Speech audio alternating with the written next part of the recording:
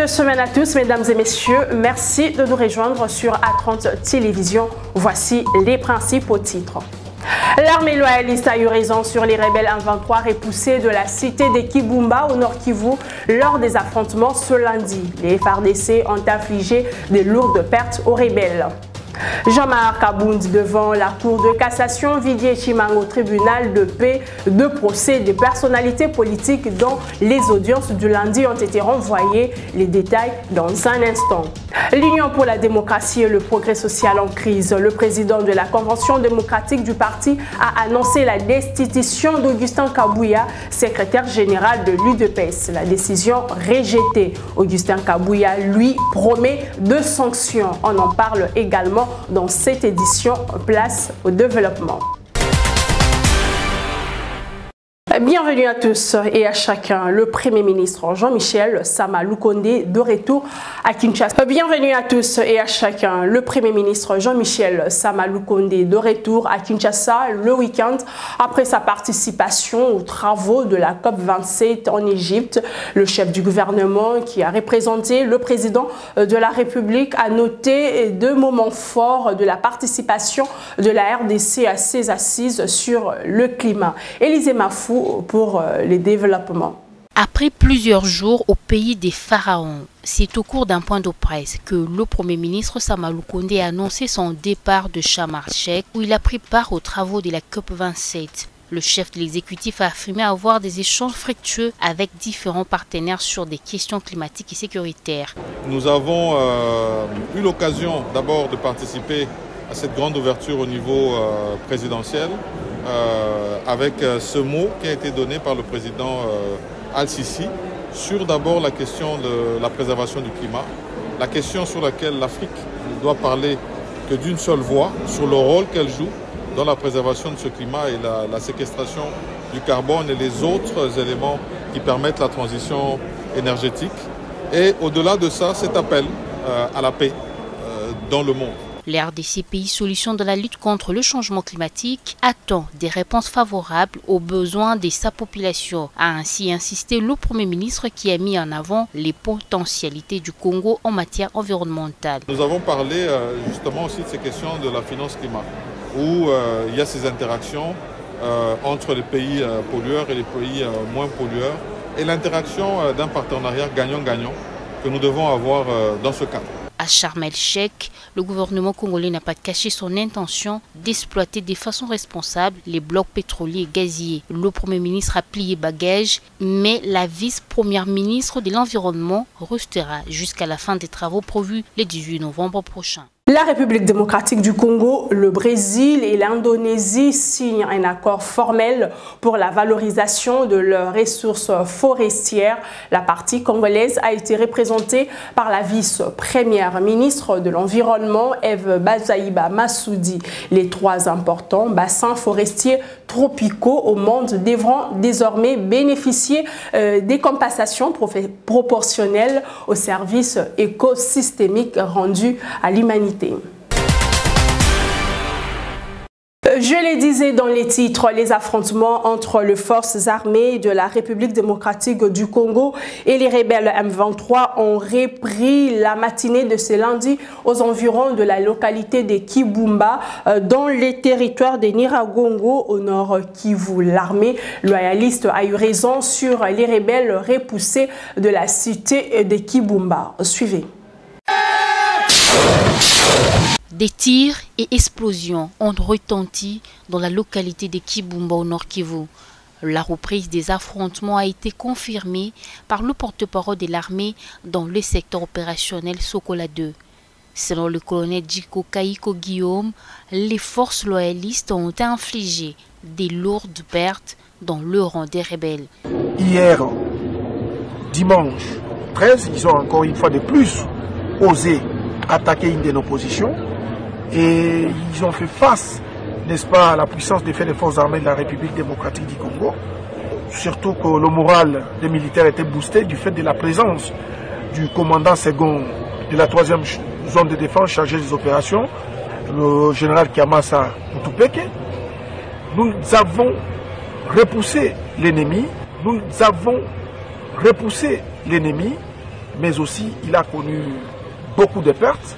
Et à l'heure où je vous parle, nous sommes en train de les attaquer en profondeur. Ils sont en train de reculer et l'objectif des forces armées de la République démocratique du Congo, c'est de ramener cette agression d'où elle est venue. Le combat entre les forces loyalistes et le rebelle M23 et EDF s'est poursuivi dans le parc des Virunga. Le porte-parole des forces armées réitère la détermination des militaires congolais à repousser les rebelles terroristes M23 et leurs alliés hors des frontières congolaises. Et la jeunesse Hutu, mobilisée et déterminée à accompagner le chef de l'État Félix Tshisekedi dans sa vision de lutter contre l'insécurité. La déclaration est du coordonnateur de la jeunesse de cette communauté. Modeste Amini invite le gouvernement à mettre des moyens nécessaires pour permettre aux jeunes de défendre la nation face à l'agression rwandaise via le M23. Il a dit au cours d'une interview ce lundi. Images et commentaires. Comme d'autres communautés, la jeunesse Hutu emboîte aussi le pas et adhère à l'appel du chef de l'État Félix Tshisekedi afin de mettre hors d'état de nuire les rebelles M23. Son coordonnateur note pour exemple de leur mobilisation l'enrôlement de plusieurs jeunes Hutus au sein de l'armée. Nous avons dit qu'avec les 4 millions de Hutus que la population évalue à 4 millions, nous avons dit que nous sommes derrière lui, c'est une force. La jeunesse Hutu que vous voyez aujourd'hui, l'ensemble de ces jeunes résistants qui continuent à combattre aux côtés de FARDC, nous avons dit que c'est une force. C'est une force que nous allons continuer à mobiliser, que nous allons demander que cette force soit derrière son Excellence, Monsieur le Président de la République, Félix Antoine Tshisekedi Tshilombo. Ces jeunes sont mobilisés et d'ailleurs vous avez vu avant-hier, il y a la première vague que nous avons mobilisée à Rutshuru, des jeunes qui ont accepté d'intégrer l'armée pour servir la patrie. Et donc nous allons continuer à mobiliser pour que ces jeunes continuent à soutenir la vision du chef de l'État, celle de restaurer la paix à l'Est. Le coordonnateur de la jeunesse Hutu appelle à l'unité des Congolais pour gagner cette guerre. Nous devons nous unir tous ensemble parce que la patrie est menacée. Rutshuru, ce n'est pas un pays à part. Rutshuru, c'est une partie du territoire national que nous devons dans. Et donc, nous devons dire que pas de Congo sans Rutshuru. Nous devons tous nous mobiliser pour que Rutshuru soit libéré par ces terroristes. Dans le cadre de la recherche de la paix à l'Est, les notables de la communauté Hutu ont été reçus par le chef de l'État Félix Tshisekedi le 5 novembre dernier. Les Hutus rejettent toute assimilation à une autre tribu. La République démocratique du Congo est sous embargo ou pas? La question au cœur des débats. Devant la presse, le vice-premier ministre des Affaires étrangères a affirmé qu'un transporteur a refusé les matériels militaires acquis par la RDC, que le comité de sanctions du Conseil de sécurité des Nations Unies précise que seuls les groupes armés sont sous le régime des sanctions. Colbert, Dieu merci, Moukwankonkwa est coordonnateur du mouvement soutien à la coalition de la bonne gouvernance. Il dénonce une complicité de la communauté internationale et projette une marche dans 72 heures pour exiger le départ des représentants de l'ONU et de l'Union européenne à Kinshasa. Il est en ligne depuis la province du Sud Kivu. On l'écoute. Réaction par rapport à l'embargo imposé par la RDC de ne pas amener les armes ici chez nous. Ma réaction est que je pouvais dire que le complot est sur le plan international.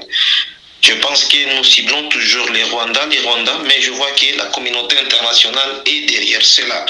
Et pourtant, ils sont ici chez nous, ils ont des sièges ici chez nous, à Kinshasa, à Bintou Keïta, M. Jean-Marc Châtaigne.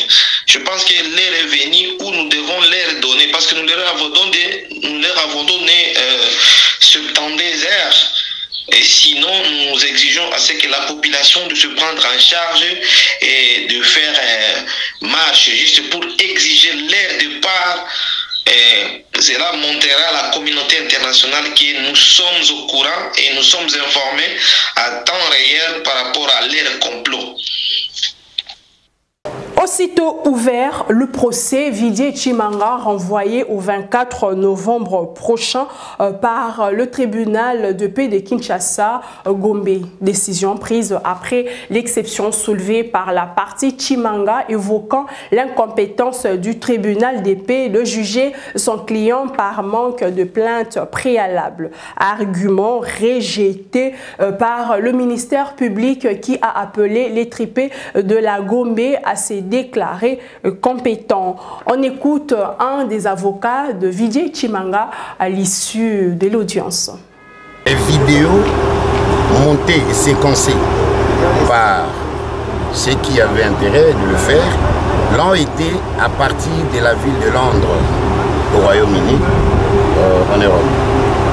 Et c'est pour cette raison-là nous avons sollicité l'incompétence du tribunal au motif qu'il n'est pas territorialement compétent, du fait que ces infractions n'ont pas été commises, ne seraient pas commises dans le ressort de sa juridiction. Et deux, nous faisons savoir que nous ne sommes que... Nous n'avons statué que sur les exceptions, et parmi lesquelles nous avons pris l'incompétence du tribunal par rapport à sa territorialité. Nous avons aussi fait voir au tribunal que la requête qui le saisissait violait certaines dispositions de loi, notamment comme ce sont les faits qui seraient commis à l'étranger. Il y a des préalables légaux qui pèsent, à savoir la plainte préalable de la partie lésée, chose qui n'a pas été faite. L'ancien conseiller stratégique du chef de l'État était présent à cette audience. Vidier Chimanga est poursuivi pour corruption passive, offense au chef de l'État, mais aussi trafic d'influence. Et pour le procès Jean-Marc Kabound, la Cour de cassation a de nouveau renvoyé l'audience à une date ultérieure. Motif, la requête d'inconstitutionnalité déposée par les avocats de Kabound à la Cour constitutionnelle qui oblige la Cour de cassation à attendre l'arrêt de la haute cour avant de poursuivre l'affaire. C'était ce lundi au siège de la Cour de cassation dans la commune de la Gombe. Reportage Gaki Arangamina et Alfonso Mabaya. Deux doigts levés en signe de victoire, Jean-Marc Kabound est encore entré à la prison centrale de Makala. L'audience du jour a été renvoyée par la Cour de cassation suite à une requête d'inconstitutionnalité déposée par la partie de Kabound après que la Cour de cassation a rejeté les exceptions soulevées notamment sur le nombre d'infractions retenues contre le président du parti Alliance pour le changement. Il faut dire que l'audience d'aujourd'hui a été suspendue par le fait que nous avons brandi une pièce très capitale consistant en une requête qui nous a permis de saisir la Cour constitutionnelle pour solliciter l'interprétation de l'arrêt. En d'autres termes, ça veut dire quoi? À l'audience passée, la Cour de cassation a rejeté l'exception d'inconstitutionnalité que nous avons eu à soulever, et sur base de cette exception de constitutionnalité rejetée à tort par la Cour de cassation, nous sommes dit qu'on ne va pas se limiter à ce niveau-là, et la raison pour laquelle on a brandi le récépissé qui constitue un acte par lequel nous avons saisi la Cour constitutionnelle, et donc nous attendons que la Cour constitutionnelle nous fixe très rapidement. Jean-Marc Kabound est poursuivi pour propos injurieux de nature à alarmer la population et à porter atteinte à l'honneur des institutions publiques et à la dignité du chef de l'État.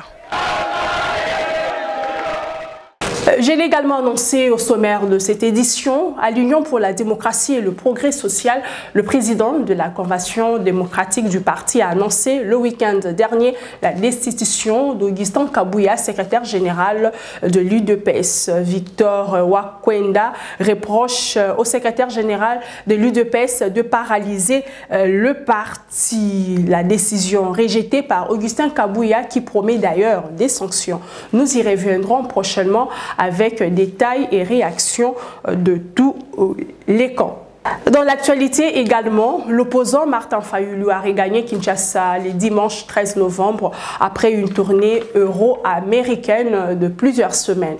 Un retour sous tension marqué notamment par des échauffourées entre la police et militants pro-Fayulu aux alentours de l'aéroport international d'Njili. Reportage James Mouchia. À l'aéroport international d'Njili, tôt les matins, c'est un dispositif sécuritaire important qui était érigé alors que des militants de l'ECD étaient déjà en route pour accueillir leur président Martin Fayulu. À l'entrée Mikondo par exemple, la police veille. Pas de passage pour les personnes portant des effigies de Fayulu ou ECD, moins encore la Mouka. Les services de sécurité s'assurent du respect de la décision de l'autorité urbaine qui a interdit la marche. Mais entre engouement et restrictions, des tirs à gaz lacrymogènes ont retenti. Des échauffourées s'en sont suivis aux alentours de l'aéroport. Quelques blessés enregistrés. Mais la police a tendance à moyen à déjà militaire na biso ou ta bako qu'on a biso ba pekisa jamais moi na mboka akita na mabele na ye nde biso to lobika ke no akokita pe akoloba o eza ba posa na ye ya ba attaquer population na biso déjà déjà ba pota eza déjà bazo luka bango na est bazati. Mais comment ça fait-il bino boloba ki ke Fayulu aza eloko te aza moke mais pona nini présence ba char de combat lelo na kaja boulevard eloko to olu kango te. À son arrivée à Kinshasa, Martin Fayulu, l'opposant congolais, a été escorté jusqu'à sa demeure par la police qui dispersait à coups de gaz lacrymogène les militants tout au long de la route.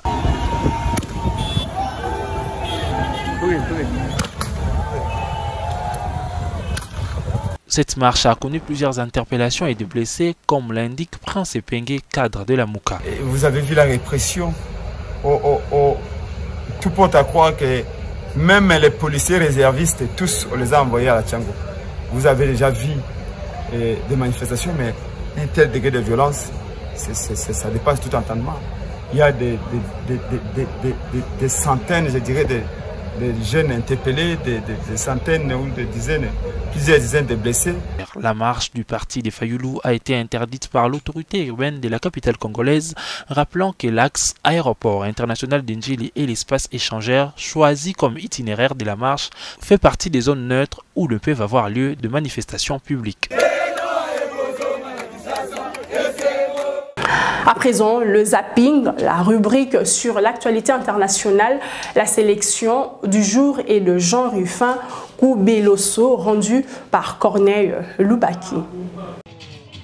On le sait, bientôt le 20 novembre, date du début de la Coupe du Monde de football. À une semaine de la plus grande compétition du ballon rond, les trophées dévoilés dimanche à Doha au Qatar par Marcel Desailly. Cette présentation marque la fin de la tournée du trophée dans les 32 pays qualifiés pour le mondial au Qatar. Entre-temps, se poursuit tout de même la vive polémique au sujet des stades climatisés construits pour cette Coupe du Monde, mais aussi sur des violations des droits de l'homme, les décès d'ouvriers immigrés sur les pharaoniques chantiers de l'événement. Sur la terre mozambicaine, la première installation flottante des gaz naturels liquéfiés déployée en eau profonde et pouvant produire jusqu'à 3,4 millions de tonnes de GNL par an a effectué sa première exportation dans le cadre d'un contrat à long terme d'achat et de vente avec le groupe britannique BP. L'autre information, c'est 400 crimes de guerre documentés selon Volodymyr Zelensky, le président ukrainien, l'a déclaré le dimanche 13 novembre, précisant que les corps des victimes retrouvés dans la région libérée de Kherson sont à la fois ceux de civils et de militaires. Et toujours en Europe, le nombre de migrants ayant effectué la périlleuse traversée de la Manche à bord d'embarcations de fortune pour rejoindre le Royaume-Uni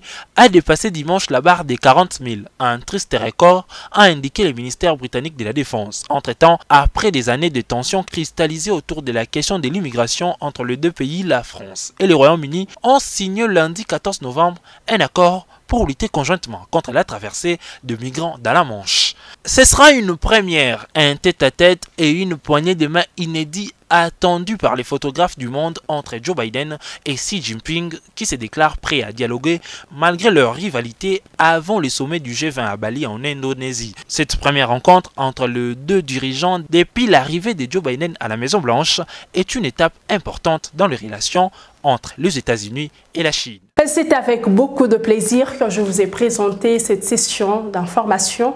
Merci de l'avoir suivi. Je vous retrouve demain à la même heure et sur la même chaîne.